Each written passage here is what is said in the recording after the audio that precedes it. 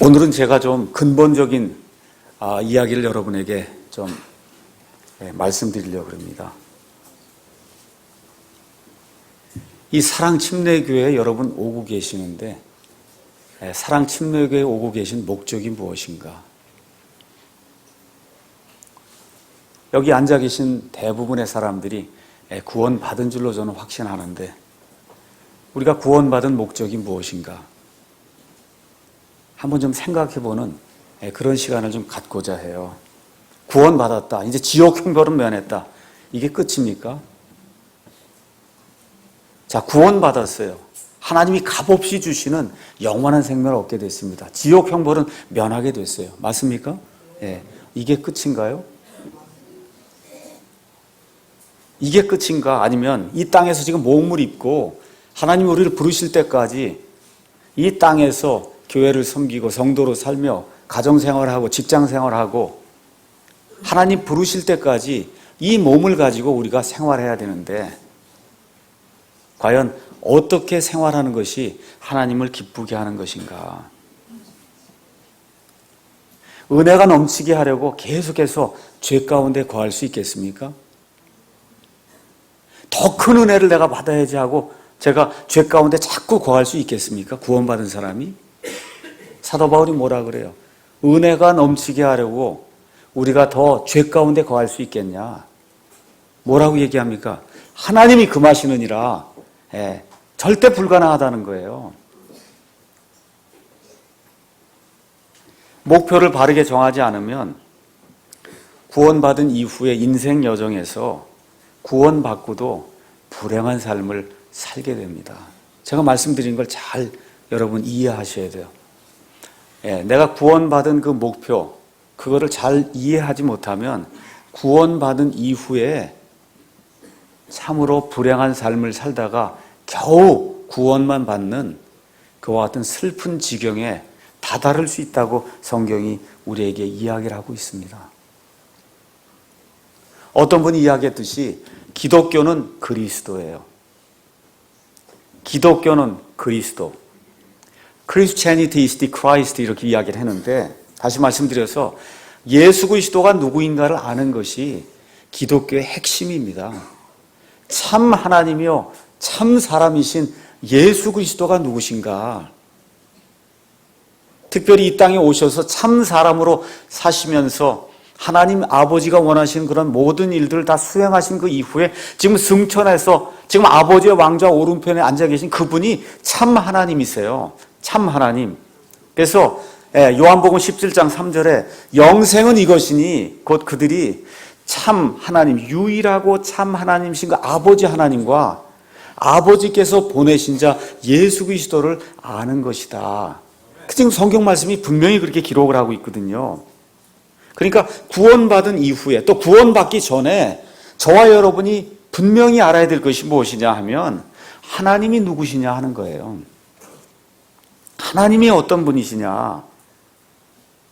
그 하나님이 어떤 분이시냐? 여러분이 알고 있는 그 지식에 따라 구원받는 사람도 있고 구원받지 못하는 사람도 있고 구원받은 이후에도 하나님이 원하시는 그러한 기쁜 삶을 살 수 있는 사람도 있고 개차반으로 살면서 야, 저기 구원받은 사람 맞아 라고 하는 그와 같은 손가락질을 받으면서 겨우 불에서 구원받고 하나님 앞에 부끄럽게 설 수밖에 없는 그와 같은 존재가 있다. 성경이 우리에게 이야기를 하고 있는 겁니다.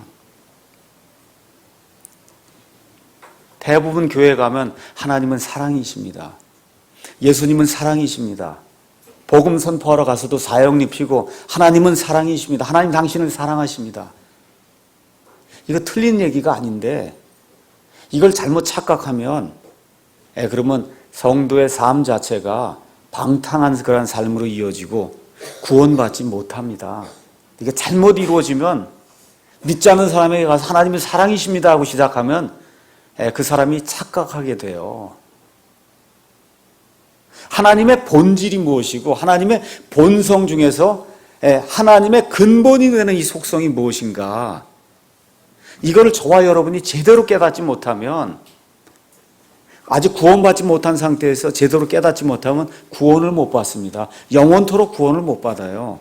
구원받은 이후에도 하나님이 어떤 분이신가에 대한 정확한 이해가 없게 되면 그러면 자기 마음대로 하나님 섬기고 하다가 하나님 앞에 서면 모든 그와 같은 자기가 행한 그 일이 하나님 앞에서 펄펄 타는 불 앞에 이렇게 딱 지나가게 될 때 그 모든 행위가 불완전한 것으로 완전히 불살라질 수밖에 없는 그와 같은 행위로 드러나게 되면 겨우 불 속에서 자기 자신만 구원받는 부끄러운 구원을 받는다고 성경이 우리에게 이야기하고 있어요. 그래서 하나님은 사랑이시다. 이건 맞는 말이면서도 잘못 착각하면 대단히 틀린 말로 사람을 파멸로 몰아갈 수 있습니다. 다시 한번 제가 말씀드릴게요. 하나님은 사랑이시다. 성경이 기록되어 있어요. 맞습니다. 그런데 하나님의 한쪽만 알고 하나님의 다른 쪽을 알지 못하면서 이것만 주장하게 되면 그 개인이 멸망에 이르게 되고 그 다음에 그 개인이 모여있는 교회가 멸망을 당한다고 성경이 우리에게 이야기하고 있습니다. 그래서 하나님에 대한 이해가 부족하게 되면 구원받지 못한 상태에서 구원 결코 받을 수 없습니다. 하나님이 어떤 분이신지 알지 못하는데 어떻게 구원을 받을 수 있어요? 구원받은 이후에도 여러분 구원받은 이후에 어떻게 하면 하나님을 좀 기쁘게 할까 이런 생각 하시면서 사십니까? 제가 여쭤보는 거예요. 어떻게 하면 내가 하나님을 기쁘게 할까 여러분 생각하고 사세요? 대답이 좀 적은 것 같은데 여러분 그렇게 생각하고 사십니까? 예. 그러면 하나님이 누구신지를 알아야 하나님이 기뻐하는 삶을 사실 거 아닙니까? 맞습니까? 하나님을 모르는데 어떻게 하나님을 기쁘게 하는 그런 삶을 저와 여러분이 살 수가 있어요? 이건 말이 안 되는 거잖아요. 그래서 오늘은 하나님의 거룩한 교회라고 하는 그런 제목을 가지고 성경에 하나님이 어떤 분이시고 특별히 우리 구원받은 성도들이 구원받은 이후에 어떤 하나님을 어떻게 섬겨야 되는가 여기에 대해서 베드로전서 1장에 나와 있는 말씀을 가지고 여러분에게 말씀드리고 하겠습니다. 하나님은 여러 가지 속성을 가지고 계세요. 모세에게 하나님이 나는 스스로 있는 자다. 영어로 I am that I am. 나는 스스로 존재하기 때문에 나는 스스로 존재한다. 지금 그 얘기를 하시는 거예요. 이 하나님의 그 속성 중 여러분 잘 아는 것처럼 하나님은 한 하나님이시고 그 안에 세 분의 동등한 인격자가 계세요. 아버지와 아들과 성령님이라고 하는 그와 같은 뚜렷이 구별되는 세 인격체가 세 하나님이 아니라 한 하나님이다. 그래서 우리가 이 하나님을 삼위일체 하나님이다. 그렇게 이야기합니다. 전지전능하신 분이다. 말씀만으로 6일 동안에 온 우주 공간을 다 만들어내고 사람을 만들어낼 수 있는 무에서 유를 만들어내고 무생명에서 생명을 만들어낼 수 있는 유일무이한 존재가 우리 하나님이시다. 무소부재하시다. 여기도 계시고 미국에도 계시고 하늘에도 계시고 저 밑에 바다에도 계시고 저 땅 밑에 지옥 불구덩이 속에도 하나님이 계시고 무소부재하신 분이에요. 어디나 계시는 그런 분이시다. 하나님은 신실하신 분이에요. 그래서 오늘 아침에 해가 떠오른 거예요. 신실하세요. 아침만 되면 해를 떠올리게 하나님 만들어 주십니다. 신실하세요. 불변하세요. 사랑과 긍휼이 많으세요. 맞습니다. 일반 교회에서 여기까지 하나님에 대해서 이야기를 하고 하나님의 근본 속성에 대해서 이야기하는 그런 교회는 거의 없어요. 우리 현대인들이 알지 못하는 그 하나님은 어떤 하나님이냐? 공의와 거룩함의 하나님이에요. 하나님의 근본 속성은 거룩함이에요. 거룩함. 이 하나님의 거룩함을 제대로 알지 못하면 구원받을 수가 없습니다. 구원받은 이후에도 성화된 삶을 살 수가 없어요. 거룩하신 하나님. 그래서 성경의 구조를 가서 보시면 창세기에서 하나님이 사람을 창조하세요. 사람이 타락해서 죄를 짓고 타락하는 내용이 그 안에 기록이 되어 있습니다. 출애굽기에서 어때요? 사람을 구속해내세요. 이집트의 그 쇠용광로 속박의 집의 사람들을 구속해내세요. 뭘 통해서? 어린 양의 피를 통해서 그 사람들의 행위와 상관없이 하나님이 구속해내십니다. 그 구속해내신 이후에 그 다음에 레위기에 가서 하나님이 나는 이런 자니까 너희가 이렇게 예배해야 된다 라고 이야기하면서 하나님의 근본 속성을 레위기에서 가르쳐 주셔서 가서 레위기 19장 2절 말씀 잠깐 보겠습니다. 레위기 19장 2절. 레위기 읽어보시면 야 도대체 무슨 법이 이렇게 복잡한가. 그냥 와서 예배 드리면 되지 무슨 법이 이렇게 복잡한가. 왜 그래요? 하나님 거룩한 분이기 때문에 조심해서 저와 여러분이 하나님께 예배 드리지 않으면 죽는다는 거예요. 지금 성경이 그 얘기를 하고 있는 겁니다. 19장 2절 다 같이 읽겠습니다. 이스라엘 자손의 온 회중에게 말하고 그들에게 이르라. 나 주 너희 하나님이 거룩하니 너희는 거룩할지니라. 하나님의 근본 속성이 뭐예요? 거룩하다는 거예요. 거룩하다. 시편 29편 12절 또 가서 제가 한번 읽어보겠습니다. 시편 29편 12절에 뭐라고 기록이 되어 있냐? 주의 이름에 합당한 영광을 그분께 드리며 거룩함의 아름다움으로 주께 경배할지어다. 저와 여러분이 예배드리고 이 세상 사는 동안에 하나님의 아름다움을 가지고 예배를 드리고 삶을 살아야 되는데 하나님의 아름다움은 사랑이 아니에요. 긍휼이 아니에요. 은혜가 아닙니다. 하나님의 아름다움은 거룩함이라고 지금 성경이 이야기를 하고 있어요. 99편 9절에 가서 보니까 또 뭐라고 기록이 되어 있느냐. 시편 99편 9절. 주 우리 하나님을 높이고 그분의 거룩한 산에서 경배하라. 주 우리 하나님은 거룩하시도다. 오늘 우리가 읽은 베드로전서 1장 15절. 오직 너희를 부르신 분께서 거룩하신 것 같이 너희도 온갖 종류의 행실에서 거룩할지니라. 기록된 바 내가 거룩하니 너희도 거룩하라 하셨느니라. 영어로 가서 한번 찾아보니까 홀리가 611번, 홀리니스가 43번, 그 다음에 sanctify, 거룩히 구분한다고 하는 그런 말이 187번. 그래서 하나님의 거룩함과 상관이 있는 게 적어도 841회가 나옵니다. 약 1000번쯤 나와요, 성경에. 어떤 단어가 한 번, 두 번, 세 번 정도만 나오면 중요한 말인데 이게 대충 1000번 나오면 엄청 중요한 말이구나. 여러분이 기억하셔야 됩니다. 여러분이 좋아하고 일반 교회들이 좋아하는 love, 사랑은 310번, love is, 그 다음에 love is라고 하는 2인칭, 3인칭의 사랑은 65번, 12번, 과거로 loved는 98번, loving 해서 나오는 게 3번. 그래서 love라고 하는 그런 말은 성경에 총 488번 정도 나와요. 어떤 게 더 많아요?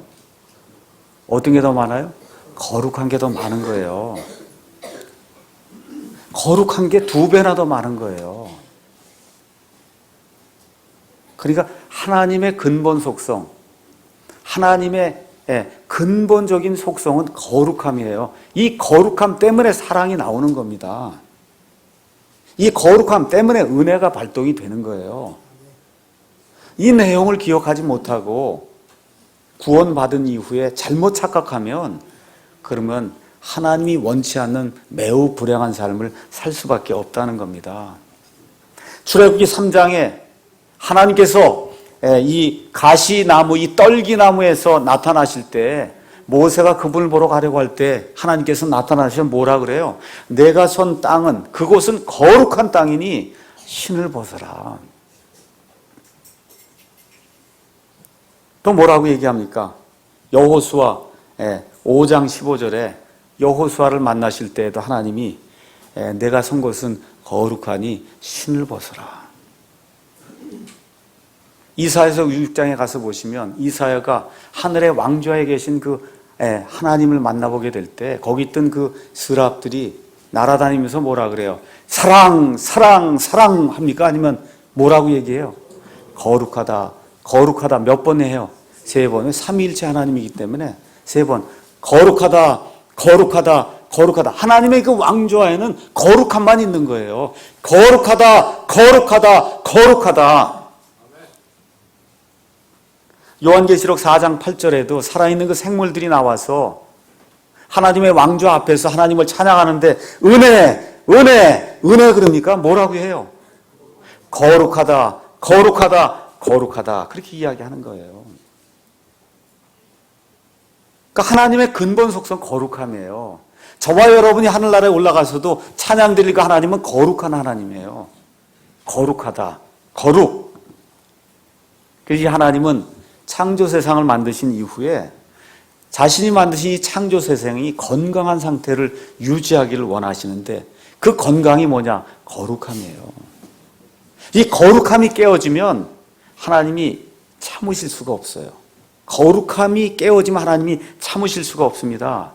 그러니까 하나님의 거룩함에 반대가 되는 것은 영원토록 그분의 진노를 받을 수밖에 없는 거예요.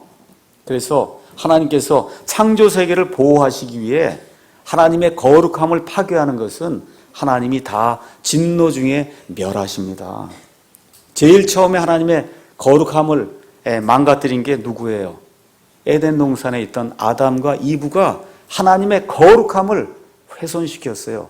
먹지 말라고 한 거 먹지 않아야 거룩함이 유지가 되는데 하나님의 거룩함을 훼손시켰다 그 얘기입니다. 노아의 대홍수 때 하나님의 아들들이 내려와서 이 땅에 거인 종족들을 만들어내면서 하나님이 원치 않는 그와 같은 일들을 행할 때 하나님의 거룩함이 훼손이 되니까 노아와 그 나머지 가족 7명 포함해서 그 사람들만 하나님의 거룩함을 유지할 수 있게 그 8명만 구원하시고 그 당시에 10억이고 20억이 됐던 그런 모든 인구를 하나님이 싹 멸하시는 거예요. 하나님의 거룩함을 유지하시기 위해서. 바벨탑 사건 때 사람들이 바벨탑에 모여서 또 하나님을 대적하게 될 때 하나님의 거룩함에 대적하는 이 무리들 하나님께서 말을 혼잡게 하시면 온 세상에 퍼져나가도록 그렇게 만드셨어요. 그 이후에 소돔과 고모라 땅에 동성애가 활발하게 이루어지게 될 때 하나님의 거룩함이 훼손되기 때문에 소돔과 고모라 땅에 하나님께서 불과 유황을 내려보내서 완전히 소멸시킨 거예요. 하나님이 남자와 여자가 결혼하도록 만든 게 하나님의 거룩함인데 남자와 남자끼리 여자와 여자끼리 이건 하나님의 거룩함을 완전히 훼손시키는 거기 때문에 하나님이 그냥 두고 보실 수가 없습니다. 레위기에 들어와서 보시면 아론의 아들 나답과 아비후가 나와요. 제사장입니다. 그런데 하나님이 너 이 불만 갖다 써라 하고 이 불을 지정해 줬는데 자기 마음대로 술 취한 상태에서 이상한 불을 가져다 드리니까 하나님이 즉시 내려치니까 이 둘이 즉사하는 것과 같은 일이 레위기에 기록이 되어 있습니다. 여러분과 제가 역대기 하에 가서 보면 우시아라고 하는 그런 좋은 왕이 있는데 이 우시아 왕이 맨 마지막에 교만하게 돼서 제사장만 드릴 수 있는 그와 같은 이 제단에서 향을 드려가나 하는 그런 일을 왕이 하려고 하니까 하나님의 거룩함이 손상이 되니 하나님 그 즉시로 그를 내려치니까 그에게 나병이 발생해서 그가 평생토록 나병 환자로 살았다고 하는 그와 같은 기록이 나옵니다. 교회가 형성이 된 이후에 아나니아와 삽비라가 하나님의 성도들 앞에서 거짓말을 하게 될 때 하나님의 거룩함이 훼손되는 것 이걸 그대로 방치할 수가 없으니까 하나님께서 그 둘을 즉시 죽이는 그와 같은 일이 사도행전에 기록이 되어 있습니다. 고린도 전서에 가서 보면 5장에 자기 아버지와 아내와 음행한 그와 같은 악한 자가 교회 안에 있으니까 구원받은 사람이에요. 그러니까 사도 바울이 뭐라 그래? 내가 비록 멀리 떨어져 있지만 이미 내 영으로 그를 판단해서 그를 사탄에게 내어줘서 사탄이 그의 육체를 멸하도록 내가 그렇게 하나님께 이미 기도했다. 왜 그래요? 하나님의 거룩함이 교회 안에서 망가지면 교회가 유지가 될 수 없기 때문에 하나님이 그렇게 하시는 거예요. 여러분 오늘 우리가 읽은 고린도전서 11장 가서 보시면 주의 만찬 앞부분만 읽었습니다. 주의 만찬 그 뒷부분에 가서 보니까 뭐라고 기록이 되어 있나 제가 읽어보겠습니다. 고린도전서 11장 가서 한번 보세요. 11장 27절부터 제가 읽어보겠습니다. 그러므로 누구든지 주의 이 빵과 이 잔을 합당하지 않게 먹고 마시는 자는 주의 몸과 피에 대하여 죄가 있으리로다. 오직 사람이 자기를 살피고 그 뒤에 그 빵을 먹고 그 잔을 마실지니 합당하지 않게 먹고 마시는 자는 주의 몸을 분별하지 못하고 자기를 위하여 정죄를 먹고 마시느니라. 이런 까닭에 너희 가운데 약한 자와 병든 자가 많고 잠자는 자도 많도다. 무슨 얘기예요? 하나님의 거룩함이 없는 가운데 주의 만찬을 행하게 될 때 그 일 때문에 병든 자도 있고 약하게 된 자도 있고 심지어 어떤 자도 있다는 거예요. 죽은 자도 있다는 거예요. 하나님이 내리치니까 하나님의 거룩함이 훼손이 되니까 하나님이 즉시로 내려치면 여기 고린도 교회에 있는 사람들 중에 주의 만찬을 행하다가 죽은 자도 있다는 거예요. 이런 말씀들을 저와 여러분이 잘 기억하셔야 돼요. 사도행전 12장에 가서 보면 헤롯이라고 하는 그와 같은 왕이 나오는데 이 헤롯이 하나님의 영광을 하나님께 드리지 아니하고 자기를 위해서 사람들이 칭찬하는 것을 내가 잘해서 그런 것이구나 하고 내 칭찬으로 받아들일 때 하나님이 그를 즉시 내려치니까 촌충이 먹어서 그가 즉시 죽는 그와 같은 일이 역사적으로 이미 증명이 돼 있고 이 사도행전 12장에 그가 즉시 하나님의 거룩함을 훼손하게 될 때 죽었다고 하는 그와 같은 말씀이 나와 있어요. 아, 믿음이 약한 사람만 그런가 보다 생각하시면 안 됩니다. 다 같이 민수기 가보겠습니다. 민수기 20장. 모세와 아론이 가나안 땅에 들어가지 못했어요. 맞습니까? 예. 모세와 아론이 죽을 고생을 해갖고 이집트에서 백성을 끄집어내고 지금 근한 40년 동안 삥삥삥삥 이 광야를 돌다가 이제 바로 가나안 땅에 들어가는 게 지금 코앞에 있는데 하나님이 너희는 들어가지 못한다. 지금 그 얘기를 하는 거예요. 왜 들어가지 못하느냐? 20장 12절. 주께서 모세와 아론에게 이르시되 너희가 나를 믿지 아니하고 이스라엘 자손의 눈에서 나를 거룩히 구별하지 아니하였나니 그러므로 너희는 이 회중을 내가 그들에게 준 땅으로 데리고 들어가지 못하리라. 목회자나 아니면 이런 지도자라도 하나님의 거룩함을 훼손시키면 그러면 하나님이 불쾌해 여기신다는 거예요. 뭐라고 해서 하나님께서 저 반석에 가서 저 반석에게 말을 하면 반석이 물을 낼 거라고 얘기하는데 화가 나갖고 어떻게 반석을 내리쳤거든요. 그러니까 백성이 듣는 가운데 하나님이 이렇게 하라고 얘기했는데 화가 나서 자기 마음대로 반석을 내리쳐서 어쨌든 하나님이 물을 주겠다고 했기 때문에 물을 주셨지만 어떻게 됐다는 거예요? 나의 거룩함을 너희가 훼손시켰다. 너희 둘은 가나안 땅에 못 들어간다. 모세가 너무 섭섭해서 하나님께 다시 간구드려 하나님, 그래도 그렇지 제가 이거 끌고 나가고 40년을 빙빙 돌았는데 요 땅 요거 산만 넘으면 가나안 땅인데 좀 들어가게 해주시면 안 되겠습니까? 하나님 뭐라 그래? NO!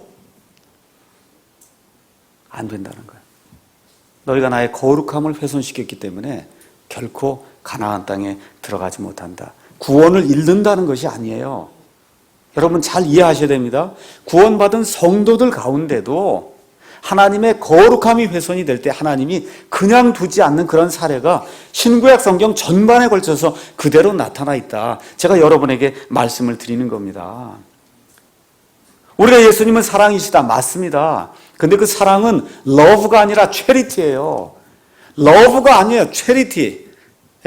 예수님의 사랑은 아가페 사랑이에요. 아가페 사랑. 고린도전서 가서 한번 보겠습니다. 고린도전서 13장 가서 보겠습니다.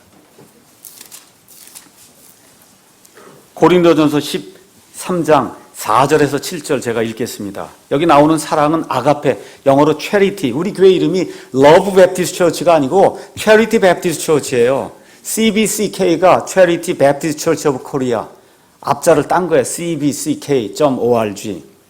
자, 사랑은 오래 참고 친절하며 사랑은 시기하지 아니하며 사랑은 자기를 자랑하지 아니하며 우쭐대지 아니하며 무례히 행동하지 아니하며 자기 것을 추구하지 아니하며 쉽게 성내지 아니하며 악을 생각하지 아니하며 여기까지만 읽으면 결혼식장에서 읽는 말씀이 되는 거예요.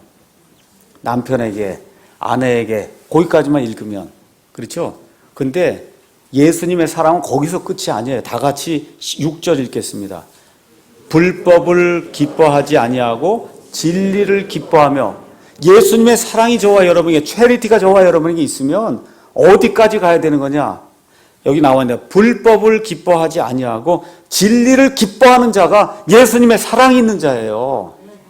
그러니까 다시 말씀드려서 킹제임스 성경만이 올바른 성경이고 이외에 나머지 것들은 천주교 사본이라 이건 틀립니다 하고 이야기하면 야, 저 사람들 왜 저렇게 사랑이 없어?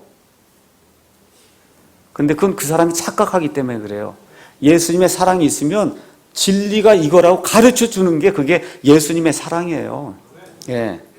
WCC는 악한 겁니다. 거기 참여하는 목사들 악한 자들입니다 라고 선포하는 게 그 사람을 진심으로 사랑하는 거예요. 그게 예수님의 사랑이에요. 덮어줘야지. 그걸 그렇게 하면 어떻게 하냐. 그건 사랑이 아니에요. 동성애는 악한 겁니다. 그 사람의 인권은 존중하지만 동성애라고 하는 것 자체는 악입니다. 하나님이 가장 미워하는 죄요. 이 마지막 예수님 재림하시기 전에 이 세상에 예수님이 오신다는 재림의 징조를 가장 크게 보여주는 게 동성애라고 성경이 기록하고 있기 때문에 동성애는 악한 겁니다 라고 얘기하는 건 사랑이 없는 게 아니라 진짜 사랑이 많은 거예요. 여러분 이해하시겠습니다? 네. 교회에서 무례히 굴지 마십시오 하고 목사가 선포하는 거는 여기 있는 것처럼 사랑하기 때문에 얘기하는 거예요. 예수님의 사랑이 있기 때문에 얘기하는 거예요. 이걸 잘못 이해하고 목사는 왜 좀 덮어주고 그냥 사랑으로 그건 사랑이 아니라니까. 성경이 얘기하는 아가페 사랑이 아니다. 성경이 이야기하는 겁니다. 무례히 행하지 아니하고 불법을 기뻐하지 아니하고 진리를 사랑하는 거 그게 아가페 사랑입니다. 그래서 성경에 나오는 사랑은 공의가 동반된 사랑이래야, 하나님의 거룩함이 동반된 사랑이라야, 그래야 그게 예수님의 사랑이다. 무례하게 굴고 불법을 행하고 진리를 대적하고 영적인 간음을 행하는 이런 것들 그건 틀렸습니다라고 얘기하는 목사가 진짜 예수님의 사랑을 전하는 목사고, 그건 틀렸습니다 하고 성도들을 교정해 주는 그런 목사가 그게 하나님의 사랑을 가지고 체리티를 가지고 목회하는 그런 목사라는 거 여러분이 이해하셔야 됩니다. 자, 오늘 읽을 말씀을 쭉 읽으면서 강의하도록 하겠습니다. 자, 베드로전서 가서 보니까 거기 1장 1절 위에 가서 보시면 기록자는 베드로고 기록 시기는 주후 65년경이고 성격은 일반 서신이다. 여러분이 아시는 것처럼 이 베드로는 유대인들, 할례자들을 위한 사역자로 주로 유대인들을 대상으로 하는 그런 사역을 했고, 반대로 이방인들을 향해서는 사도 바울이 그 사역을 감당했습니다. 여기 일반 서신이라고 하는 건 어느 특정한 사람을 위해서 준 것이 아니라 모든 사람들에게 해당이 되는 그런 말씀이다. 이렇게 이제 이해를 하시면 됩니다. 그래서 1절에 예수 그리스도의 사도라고 하는 건 보내심을 받은 자다 그런 뜻이에요. 예수님이 보내신 자 베드로는 본도와 갈라디아와 갑바도기아와 아시아와 비두니아에 두루 흩어진 나그네들, 아시아 나오니까 여기 중국, 한국인가 보다 이렇게 생각하시면 안 됩니다. 성경에 나온 아시아는 소아시아를 이야기하는 거예요. 지금의 터키를 얘기하는 거예요. 갑바도기아, 터키를 얘기하는 거예요. 그래서 여러분이 예루살렘에서 위쪽으로 올라가셔서 왼쪽 저 있는 그런 모든 지역이 지금 본도, 갈라디아, 갑바도기아, 아시아, 비두니아 이렇게 돼 있는 거예요. 그렇게 여러분이 이해를 하시면 됩니다. 거기에 두루 흩어진 나그네들에게 내가 이 일반 서신을 보낸다. 사도 베드로가 지금 이야기하면서 그 나그네들이 어떤 사람들이냐? 2절 하나님 아버지의 미리 아심에 따라 성령의 거룩히 구별하심을 통해 순종함과 예수 그리스도의 피뿌림에 이르도록 선택받은 자들이다. 지금 그렇게 이야기하고 있습니다. 하나님이 창세전에 사람을 이미 만들기 전에 하나님 전지전능하시기 때문에 어떤 사람에게 복음이 전달이 될 때 이 사람이 복음을 받아들일지 안 받아들일지를 하나님이 미리 아신다는 거예요. 미리. 이미 다 아세요. 하나님은. 하나님께는 미래, 과거, 현재가 없어요. 하나님께는 다 모든 게 하나입니다. 우리를 짓기도 전에 하나님의 이 속에 우리가 다 들어있다면 이 세상 모든 사람, 이 세상 우주공간의 모든 것이 다 들어있어요. 그래서 A에게 복음이 전달이 될 때 A는 믿는구나. B에게 전달이 될 때 저건 죽을 때까지 안 믿는구나. 하나님이 미리 아신단 말이에요. 그 미리 아심에 따라 복음을 받아들일 자들을 하나님이 선택하셨다는 거예요. 무조건 선택이 아니고 그 사람이 믿습니다 하고 하는 걸 하나님이 이미 창세전에 보시고 너는 믿는구나. 의지를 가지고 믿는구나. 예수님만이 유일한 구원자시구나 하는 걸 너는 믿는구나 하시고 하나님이 따로 선택해 놓고 어떻게 했다는 거예요? 성령이 거룩히 구별해 놨다는 겁니다. 구별해 놨어요. 하나님이 무조건적으로 구별한 것이 아니라 그 사람의 믿음의 선택에 따라 하나님이 성령님의 거룩히 구별하심을 통해 구분해 지금 믿는 자로 천국 갈 자로 하나님이 예정하셨다 해서 이거를 예지 예정이라고 이야기하는 거고, 칼빈주의에서 얘기하는 예정은 무조건적인 예정이야. 사람이 무엇을 하든 간에 너는 천국 가고 무엇을 하든 간에 너는 지옥 간다. 이렇게 정해진 건 그건 성경에 없는 이단교리입니다. 성경은 미리 아심에 따라 예지에 따라 하나님이 사람을 선택하신다. 그래서 어떻게 돼요? 그 선택받은 그 사람들은 순종하면 이룬다는 거예요. 하나님 내다보니까 이미 순종한다는 겁니다. 또 어떻게 돼요? 예수 그리스도의 핏부림에, 다시 말해 어린 양의 보혈의 공로로 말미암아 구원받는 이 은혜의 자리에 이를 자로 하나님이 선택해 놓으셨다. 성경이 그렇게 이야기하면서 이런 자들에게 은혜와 평강이 너희에게 더욱 많이 있기를 원한다. 그러면서 사도 베드로가 이제 말씀을 시작하는 겁니다. 3절 가서 보니까 하나님 곧 우리 주 예수 그리스도의 아버지를 찬송하리로다.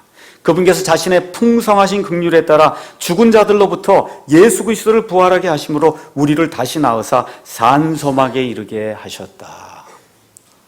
기독교의 핵심은 부활에 있는 거예요.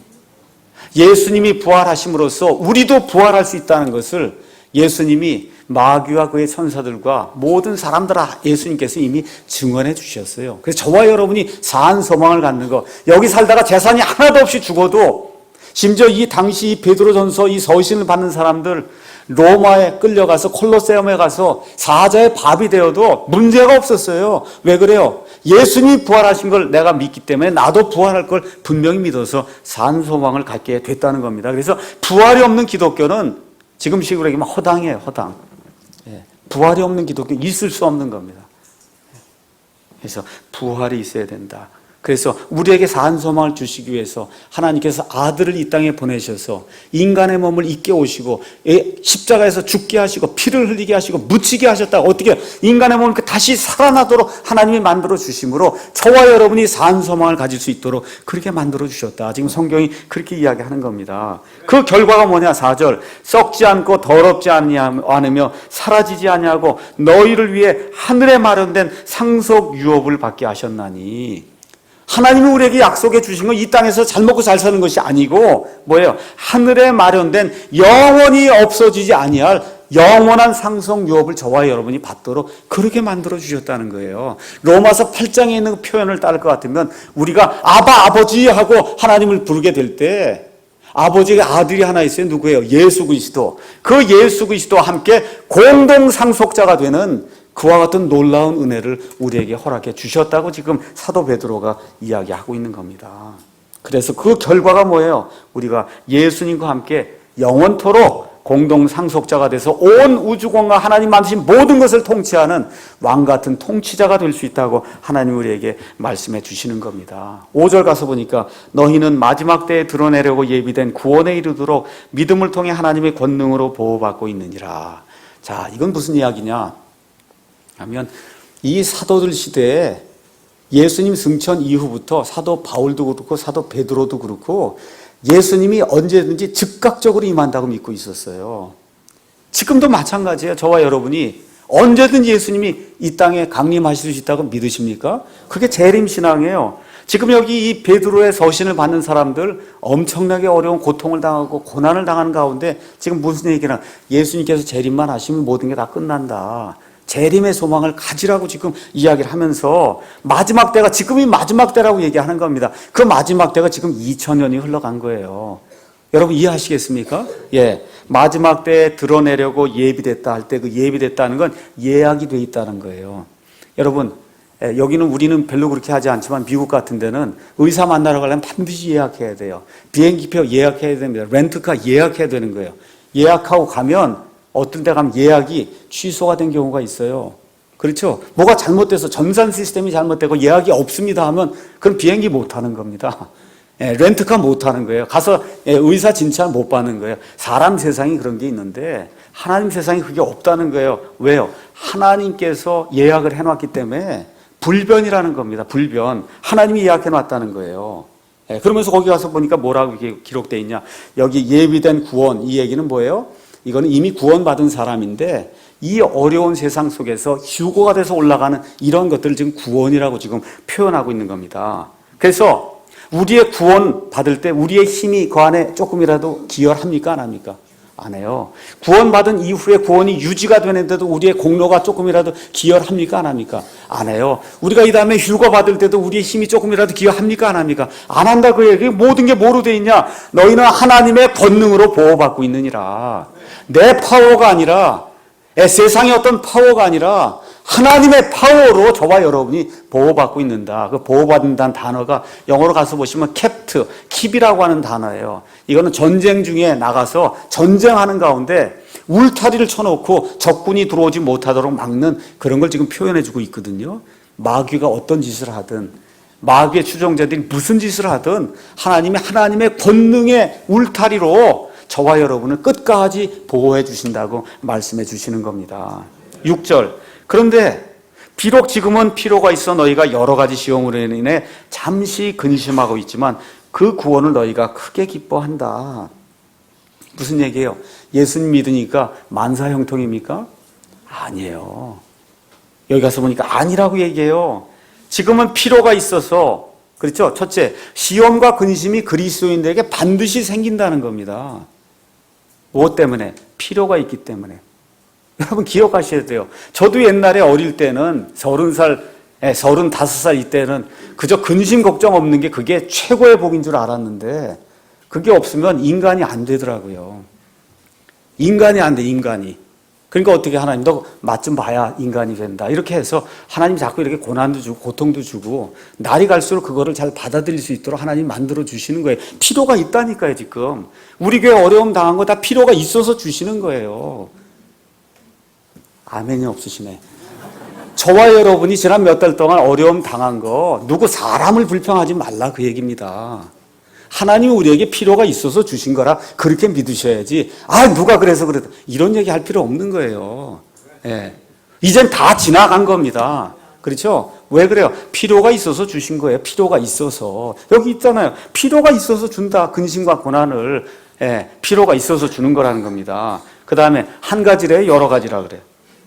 여러 가지가 있다는 거예요. 시험과 근심이. 한 가지가 아니고 여러 가지가 있다. 예, 그리고 시험과 근심 받으면 여러분, 그거 견디는 거 쉽습니까? 어렵습니까?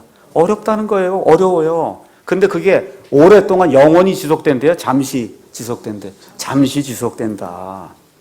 지금 그 얘기를 하는 겁니다. 구원받은 성도라도 필요가 있으면 고난을 당하고, 그렇죠? 고난도 여러 종류를 당하고, 고난 당하는 게 쉽지 않지만, 하나님이 잠시 허락하신다. 지금 그 얘기를 하고 있는 겁니다. 저와 여러분 개개인에게 가정생활에 문제가 있을 수 있어요. 직장생활에, 결혼생활에, 자식들과, 그렇죠? 여러 가지 재정의 문제, 공부의 문제, 학업의 문제, 여러 가지 문제가 있을 수 있습니다. 근데 뭐예요? 하나님이 필요가 있어서 주시는 거다. 이렇게 생각을 하시고 하나님의 관점에서 이걸 풀려고 생각해야지. 이 사람이 왜 그럴까 하고 상대방을 자꾸 이야기하면 그 문제가 안 풀리는 겁니다.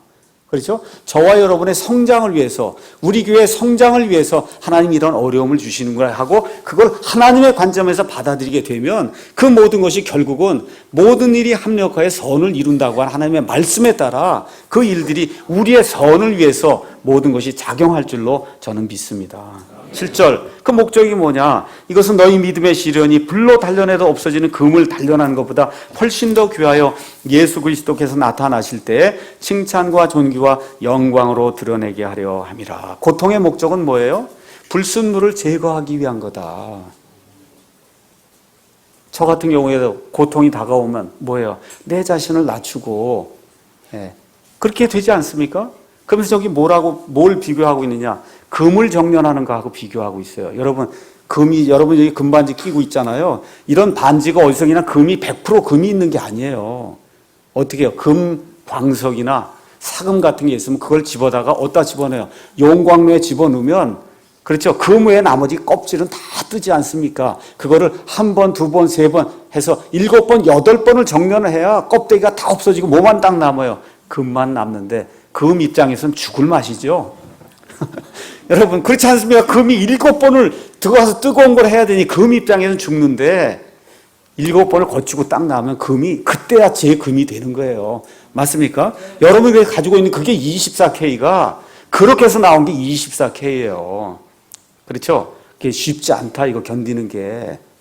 그럼에도 불구하고 이걸 거치는 자에게 하나님이 순결함을 주신다는 거예요. 고통을 주시고 그걸 통해서 사람들을 정화시킨다는 겁니다. 개인적으로 어려움이 있을 때 이걸 통해서 하나님이 나를 성장시키려고 하는구나 하고 하나님의 관점에서 이 문제를 해결하려고 생각하셔야지, 이걸 내가 깨뜨려야 되겠다 이렇게 하면 안 되는 거예요. 결혼 생활을 어떻게 하든지 유지하면서 내가 이걸 통해서 성장해야 되고 생각해야지, 이 기회에 아예 잘라버려야 되겠구나 이렇게 생각한 건 마귀의 생각이다. 마귀의 생각이에요. 그걸 이기고 나가야 되는 겁니다. 우리 교회가 어려움 겪었어요. 다 아는 거예요. 지금 와서 우리가 뭘 느껴요? 하나님이 거룩한 교회로 삼아주시려고 하는구나. 그렇죠? 그러니까 누구를 비통하고 불만할 필요가 없어요. 이제 다 끝났기 때문에. 그렇죠? 그 모든 것을 통해서 모든 것이 합력할 수 있도록 하나님이 그렇게 만들어 주신 걸로 생각을 하고, 이제부터 우리가 하나님의 거룩한 교회가 되면 되지 이렇게 생각하고 온 힘을 모아서 거룩한 교회, 정결한 교회, 하나님이 기뻐하신 그런 교회를 하나님이 이루라고 우리에게 이런 것을 주셨구나 하고 결론을 딱 그렇게 건강하게 맺으셔야지. 그게 아니고 과거 자꾸 얘기할 필요 없습니다. 이미 지나간 것이요. 하나님이 우리에게 선이 되도록 하나님이 만들어 주신 거기 때문에 여기 남아있는 모든 형제 자매님들은 걱정할 필요 없어요. 과거 걱정하지 마시고 뭐만 생각하시면 돼요? 이제 하나님의 순결한 그러한 성도가 돼야 되겠구나. 거룩한 성도가 돼야 되겠구나. 내가 하나님의 거룩한 교회를 만들어야 되겠구나. 이렇게 생각하시면 이 모든 고통과 어려움이 우리에게 하나님이 주신 좋은 목적으로 바뀔 줄로 믿습니다.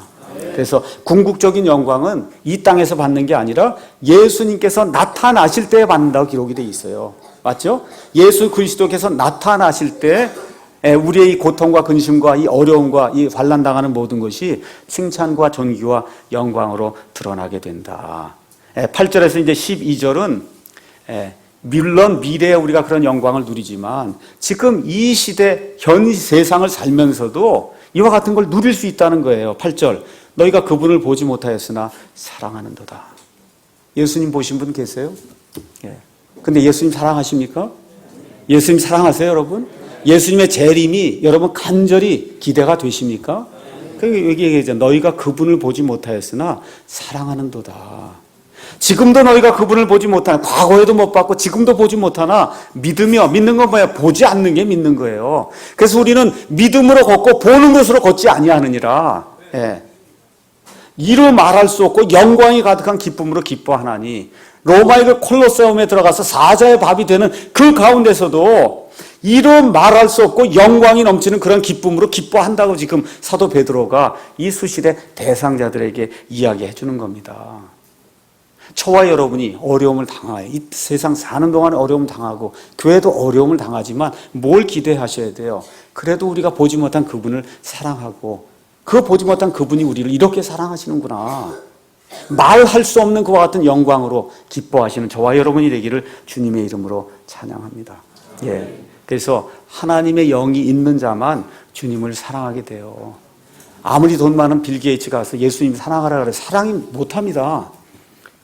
아시겠죠? 아무리 돈 많은 사람 가서 예수님 사랑하라 해도 예수님이 누구신지 모르는데 어떻게 사랑해요? 맞습니까? 오늘 우리 허덕준 어르신 연세가 이렇게 많아서 귀도 안 들리고 하는 가운데도 뭐가 확실해요? 예수님 사랑하는 거 여러분 보이잖아요. 우리 사람이 봐도 보이지 않습니까? 하나님이 봐도 보인다는 거예요. 이런 삶을 저와 여러분이 사셔야 돼요. 그래서 하나님의 영이 있는 자만 예수님을 사랑하게 돼요. 주일날 공예배 드리는 걸 사랑하게 되는 겁니다. 이 예배 드리는 시간을 사모하는 거예요. 그래서 광명에서도 올라오고 정선에서도 올라오고 왜 그래요? 하나님의 영이 들어있기 때문에 예배 드리고 싶어하는 그런 마음이 간절히 생기는 겁니다. 13절에 그러므로 이건 무슨 얘기예요? 너희가 구원을 받았으니, 그렇죠? 구원을 받아서 미래의 영광과 현재의 그 영광의 기쁨을 지금 너희가 누리고 있으니까 어떻게 해야 되느냐? 너희 마음의 허리를 동이고 정신을 차려 예수 그리스도께서 나타나실 때 너희에게 가져오실 그 은혜로 인해 끝까지 소망을 가져라. 여러분 허리를 이게 동요해야 되는 거 아닙니까? 이게 동요야. 그래야 배에서 힘이 나오고, 그렇죠? 그럼 여기 가서 보니까 그런 허리가 아니라 마음의 허리를 동이라는 거 동요해야 돼요. 어떻게 하기 위해서? 정신을 차리기 위해서. 정신을 똑바로 차리기 위해서 맑은 정신으로 생각하고 일하고 섬기고 세상을 살아야 된다고 지금 주문하고 있는 거예요. 사도 베드로가. 너희가 그런 소망을 가지고 있거든. 마음을 조여라. 정신을 똑바로 차려라. 그러면서 하나님의 일도 하고 세상 일도 해야 된다. 맑은 정신으로. 다시 말씀드려서 우리의 태도가 우리의 행동을 결정하기 때문에 우리가 예수 그리스도의 그 재림의 소망을 굳건히 가지게 되면 이 어려움을 끝까지 견뎌낼 수 있다. 지금 성경이 우리에게 이야기하고 있는 겁니다. 그러면서 부탁하는 말이 14절에 너희는 순종하는 자녀로서 전에 알지 못하던 때 이전 정욕들에 따라 너희 자신을 꾸미지 마라. 구원받기 전에 너희들 행하던 거 다 알고 있지 않냐. 헛된 말하고 거짓말하고 술 취하고 음행하고 비방하고 소문 퍼뜨리고 파당 만들고 너희가 과거에 그런 사람들이 아니었냐. 이전 정욕들에 그렇게 따라 살지 않았냐. 근데 이제는 순종하는 자녀로서 그렇게 하지 말라는 거예요. 그렇게 하지 마라. 탈무드에 가서 보니까 이런 말씀이 있습니다. 험담은 살인보다 대단히 위험하다. 살인은 한 사람만 죽이지만 남에 대한 험담은 반드시 세 사람 죽이니까 세 사람 이상을 죽인다는 거예요. 첫째, 험담을 퍼뜨린 사람 자신을 죽이고 그 험담하는 말을 듣고 반대하지 않고 가만히 듣고 있는 그 사람을 죽이고 마지막으로 그 험담의 대상이 되는 그 사람을 죽이고 해서 미니멈 최소한 3명을 죽인다는 거예요. 이런 험담, 거짓말 이런 것들은 개개인의 사생활에서 있어서 안 되고 교회 안에서 절대 있어서 안 되는 겁니다. 그게 뭐예요? 이전 정욕들에 따라 사는 거거든요. 한번 생각해 보세요. 우리 옛날에 어떻게 살았나? 예수님 믿기 전에 어떻게 살았나? 이거 생각해 보고 이제는 그렇게 살면 안 된다는 겁니다. 구원받은 자로서. 그러면서 지금 나오는 말씀이 뭐예요? 오직 너희를 부르신 분께서 거룩하신 것 같이 너희도 온갖 종류의 행실에서 거룩할지니라. 거룩하라는 겁니다. 거룩. 그런데 한두 가지가 아니라 어떻게 해요? 온갖 종류의 행실에서 교회에서 행하는 것, 개개인이 집에서 행하는 것, 직장 생활에서 행하는 그 모든 것에서 거룩해야 된다. 온갖 종류의 행실에서. 왜 그래요? 하나님이 거룩하기 때문에. 여러분과 제가 하나님의 본성에 참여한 자 맞습니까? 맞습니까? 그 하나님이 거룩한 하나님의 그 본성에 저와 여러분이 참여했으면 온갖 종류의 행실에서 저와 여러분이 거룩해야 된다는 거예요. 현대교회는 이걸 가르치지 않습니다. 거룩함을 가르치지 않고 이거를 사랑과 혼동하고 있어요. 하나님의 근본 속성은 사랑이 아닙니다. 하나님의 근본 속성은 하나님의 공의와 하나님의 거룩함이에요. 예수님이 왜 이 땅에 위해서 죽으셨냐? 사랑하기 때문이 아니에요. 하나님의 공의가 훼손됐기 때문에 하나님의 공의를 만족시키는 유일한 방법은 예수 그리스도뿐이 없기 때문에 그분이 하나님의 공의를 만족시키기 위해 십자가에 죽으신 게 1차적인 거고 그 공의가 이루어지는 그 순간에 사람들 향한 사랑이 나타난 거지 하나님의 공의를 무시하고 사랑만 베푸는 그런 하나님이 아닙니다. 하나님은 절대적으로 공의롭고 절대적으로 사랑을 베푸는데 이 사랑을 베푸는데 뭐가 반드시 동행이 돼야 되냐? 공의가 하나님의 뭐가 돼야? 거룩함이 반드시 동반이 돼야 되는 거예요. 그래서 저와 여러분이 영과 진리로 예배를 드리게 될 때 추구해야 되는 것이 뭐예요? 거룩함이에요. 그래서 주의 이름에 합당한 영광을 그분께 드리며 거룩함의 아름다움으로 예배할지어다. 거룩함의 아름다움으로 예배하라는 겁니다. 그래서 세상이 가져다주는 저속한 음악, 락 음악, 꽝꽝대는 거, 나이트클럽에서 있는 거 이런 거 이 예배당에 집어넣으면 하나님의 거룩함이 훼손이 돼 예배를 드릴 수가 없는 겁니다. 예배를 못 드리는 거예요. 꽝꽝대다가 어떻게 하나님께 예배를 드릴 수 있어요? 못하는 거예요. 그건 이 세상이 믿지 않는 마귀 숭배하는 자들이 사용하는 그런 음악이기 때문에 안 된다는 겁니다. 가사도 올바른 걸 사용하고 말도 올바른 걸 사용하고 장풍 불고 하는데 그런 데 가지 말라는 거예요. 그거 장풍 불어서 뒤로 쓰러지면 하나님의 거룩함이 훼손이 돼요. 그거 얼마나 지저분해요.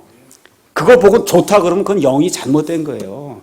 볼 때 이렇게 경건하게 어우 이건 너무 좋다 해야 이게 거룩한 사람이지 뒤로 벌렁벌렁 넘어진 데 거기 가서 야 정말 너무 좋다고 얘기하면 그건 뭔가 영이 잘못된 사람입니다.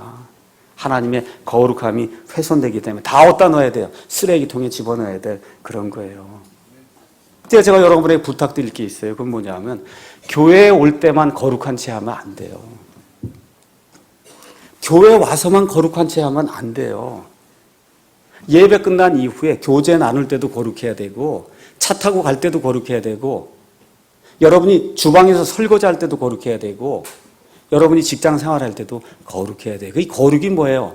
뭘 얘기하는? 세상과 구분돼야 된다는 거예요. 아, 저 사람, 야, 저거 예수 믿는 사람 확실하구나. 남이 봐도 알 수 있는 게 그게 거룩함이에요. 교제 시간에 가정생활에서 구분된 말과 거룩히 구분된 행동이 나오는 사람이 하나님의 영이 들어있는 사람이다. 일반 교회에 가보세요. 구역 모임, 뭐 속회다 다 끝난 다음에 어디 가요? 술집에. 다들 몰려가요. 남자들 술집에 술 한잔 하면서 횃불을 푸는 게 금요 모임이거든요. 맥주 한 잔씩 하고, 노래방 가고. 이 일반 교회에서 하는 거예요, 그게. 그런 건 거룩함이 아니라는 겁니다. 자, 성경 공부를 다 끝냈어요. 이제 해서 자매들끼리 이렇게 남아있단 말이야. 자매들끼리 이제 됐으니 교제를 나눌 때 거기도 거룩한 말이 오고 가야 되거든요. 어떤 자매가 일어나서 제 남편은요, 제가 빨개 벗고 다니는 걸 집에서 좋아합니다. 그런 말을 하면 거룩함이 깨지는 거예요. 여러분 제 말 이해하시겠습니까? 말하고 하는 것 자체가 누가 봐도 고상하고 누가 봐도 이게 좋아야지. 성경 공부할 때만 거룩한 채 하고 끝나고 나서 교제가 될 때 가서 보면 이 세상 사람하고 똑같이 그렇게 말을 하면 아직 덜 떨어졌구나 이렇게 생각하셔야 되는 겁니다. 그러니까 저와 여러분이 교제 나눌 때도 거룩한 말, 고상한 말, 좋은 말, 남을 높여주는 말, 교회를 살리는 말 이런 말들을 하시고 부부끼리 가정생활할 때도 마찬가지고 아이들과도 마찬가지지. 교회만 오면 거룩한데 교회만 딱 지나가게 되면 거룩하지 않게 되면 그게 위선자예요. 그럼 어떻게 돼요? 아이들이 우리 엄마 아빠는 위선자구나. 교회 안 가려고 그럽니다.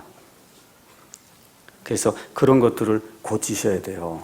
그래서 거룩한 성도, 거룩한 교회가 돼야 된다. 제가 한 구절만 읽고 마감하겠습니다. 고린도후서 5장 10절에서 11절 다 같이 읽겠습니다.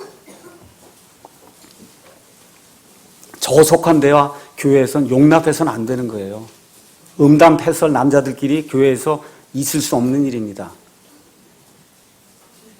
자꾸 말 낮추고 하는 거 그런 거 있을 수 없는 거예요. 경어를 사용하세요. 형제들끼리 얘기할 때도 나이 차가 있더라도 경어를 사용해야지 세상 사람들 얘기하는 식으로 그렇게 말하면 안 되는 거예요. 말하는 것조차도 5장 10절 11절 읽겠습니다.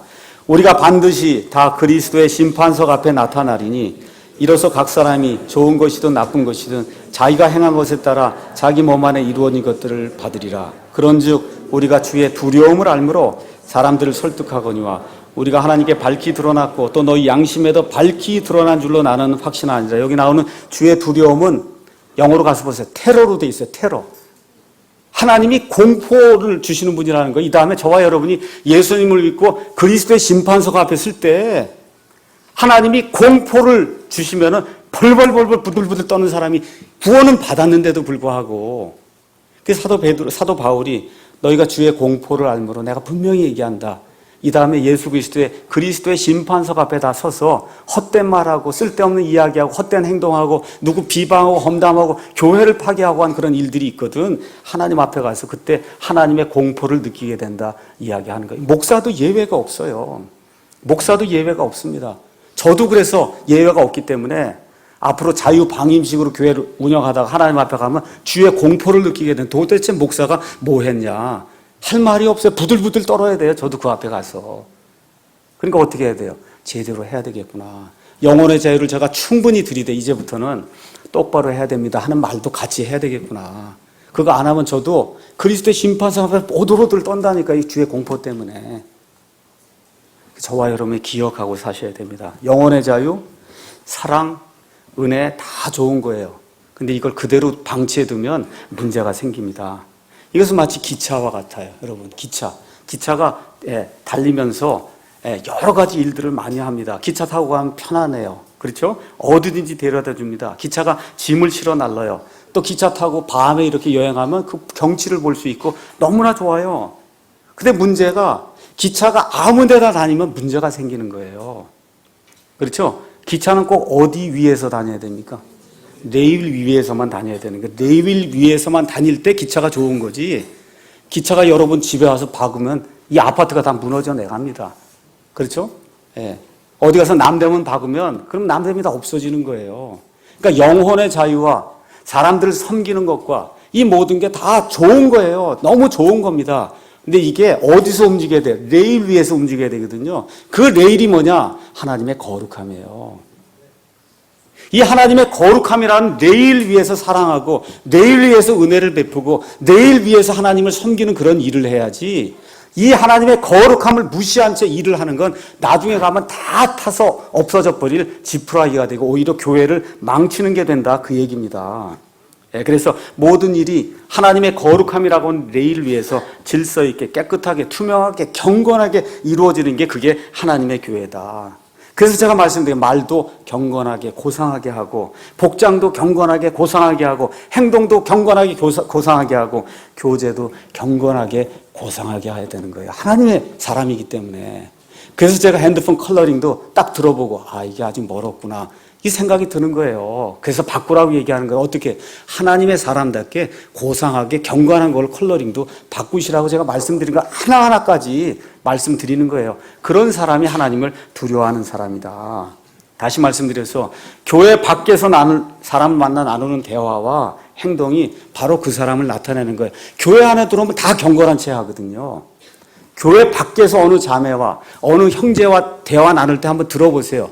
이거 믿지 않는 사람하고 똑같은 식으로 얘기하는가?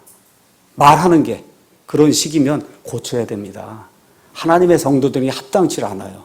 누가 보더라도 경건하게 고상하게 거룩하게 이야기하고 거룩하게 행동해야 됩니다. 그렇게 해야 저와 여러분이 거룩한 성도가 되고 저와 여러분이 모인 이 교회가 하나님의 거룩한 교회가 되는 거예요. 그래서 사랑으로 해야 한다면서 이 세상의 모든 것을 교회가 수용하면 하나님의 거룩함이 훼손돼요.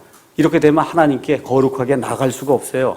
이런 일을 하나님이 가증히 여기세요. 아무리 예배를 많이 드리고 50억짜리 2천억짜리 무슨 건물을 짓고 오르간을 갖다 놓고 해봐야 아무 소용없는 거예요. 하나님 지금 보시는 것은 저와 여러분의 마음속에 있는 거룩함을 보시는 거예요. 이 거룩함이 없는 기도, 거룩함이 없는 설교, 거룩함이 없는 예배, 거룩함이 없는 그런 교제, 언행은 하나님이 가증히 여기세요. 미워하십니다. 한 구절만 읽고 마치겠습니다. 잠언 28장 읽어보겠습니다. 잠언 28편 8장 9절에 있는 말씀 읽어보겠습니다. 잠언 28장 9절 제가 읽습니다. 사람이 자기 귀를 돌려 율법을 듣지 아니하면 그의 기도조차 가증한 것이 되리로다. 율법의 특징이 뭐예요? 거룩함이거든요. 그러니까 내 마음대로 기도하고 내 마음대로 예배하고 내 마음대로 교제하고 그러면 하나님의 그게 오히려 가증한 일이 된다. 성경이 우리에게 이야기하는 겁니다. 그러므로 기준과 표준을 요구하지 않는 기독교는 바른 기독교가 아니에요. 세상과 분리되는 기준과 표준을 가지고 하나님께 올바로 예배 드려야 된다. 이렇게 주장하는 그 기독교가 예수 그리스도의 체리티 사랑을 직접 실행하는 그런 기독교예요. 그래서 제가 여러분에게 말씀드립니다. 앞으로 살다가 보면, 교회 생활을 하다 보면 사랑과 거룩함이 갈등을 일으킬 때가 있어요. 두 개가 갈등을 일으키자고 레위기에서 잘 가면 좋은데 이 사랑이 자꾸 옆으로 가려고 하면서 갈등을 일으킬 때가 있습니다. 그때는 여러분이 뭘 택하셔야 돼요? 거룩함을 택하셔야 해요. 그래서 권징이 필요한 거예요. 교회 안에 징계가 필요한 거예요. 왜? 똑바로 레위기로 가도록 하기 위해서 권징이 필요한 거다. 성경이 우리에게 이야기해 주는 겁니다. 그래서 하나님의 사랑과 하나님의 공의가 갈등을 일으킨다. 과감 없이 사랑을 버리고 어느 쪽을 가셔야 돼요? 공의 쪽을 택하셔야, 그래야 하나님의 거룩함이 유지가 되고 하나님의 거룩한 성도가 되고 하나님의 거룩한 교회가 될 수가 있습니다. 이것이 하나님이 원하시는 뜻입니다. 마치겠습니다.